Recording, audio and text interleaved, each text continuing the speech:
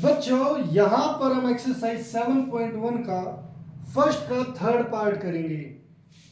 बच्चों यहाँ पर उसने पूछा है कि निम्नलिखित युग्मों के बीच दूरी ज्ञात कीजिए।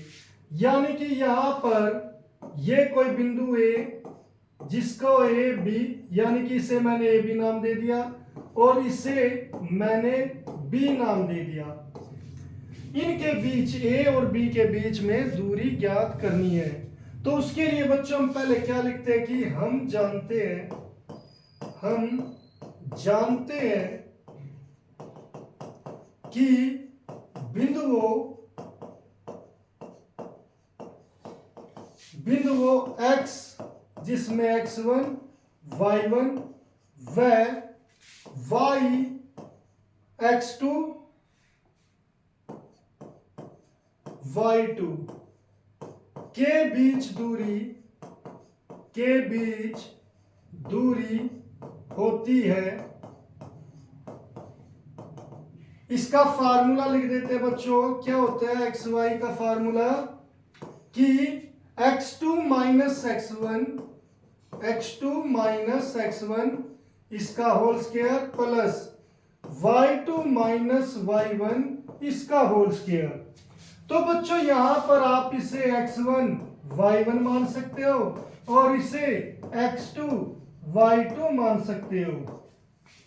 तो अगर हम इसके बीच की दूरी ज्ञात करना चाहते हैं तो बच्चों इस x2 माइनस x1 का होल स्क्वायर करेंगे और y2 माइनस y1 का होल स्क्वायर। या आप याद रख सकते हो कि पहले में से पहला घटा दो, दूसरे में से दूसरा घटा दो, उनके वर्ग फिर उनके सम का रूट।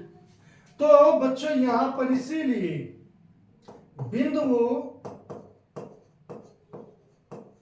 अब हमने इनका नामकरण कर दिया बच्चों। इसे हमने क्या लिखा ए बी व बी माइनस ए माइनस बी के बीच दूरी क्या होगी बच्चों। यहां पर ए बी है तो इस पहले हम रूट लगाएंगे, फिर वही पहले में से पहला सब्ट्रैक्ट करो माइनस ए इसका स्क्वायर। अब बच्चों आप थोड़ा सा गौर से देखिए, मैंने यहां पर पहले माइनस ए लिखा, वो कहां से, यहां से।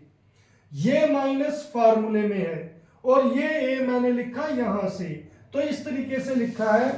ऐसे ही पहले लिखो माइनस बी फिर ये माइनस फिर y1 की जगह ये भी इसका स्क्वायर। तो ऐसे बच्चों हमने यहां पर ये फार्मूले में रख दिए। अब बच्चों यहां पर हमें ये ब्रैकेट सॉल्व करनी है। पहले ये दोनों साइन माइनस के बच्चों, तो जब सेम साइन होते हैं तो चीजें जुड़ जाती है। तो ए और ए ये कितने हो जाएंगे, ए स्क्वायर हो जाएंगे और यहां पर बी और बी क्या हो जाएंगे, बी स्क्वायर हो जाएंगे। और यही हम गलती करते हैं बच्चों, ये स्क्वायर नहीं होंगे। इन्हें ऐड कैसे करना है बच्चों, पहले जब भी जुड़ेगी साइन सेम रहेगा माइनस का ही। अगर ये इसे हम एप्पल मान ले और इसे भी एप्पल मान ले, एक एप्पल और एक एप्पल कितनी एप्पल हो जाएंगी, 2 एप्पल हो जाएंगी। तो इसीलिए हम यहां पर क्या लिखेंगे, 2a इसका स्क्वायर।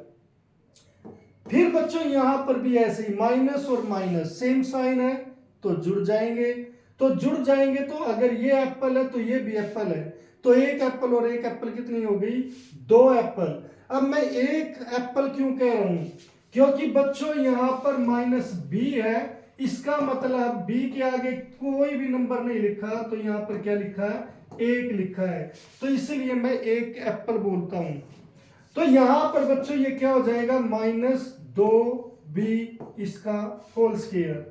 अब बच्चों हम इस होल स्क्वायर को सॉल्व करेंगे। ये माइनस का स्क्वायर क्या होता है, प्लस ही होता है।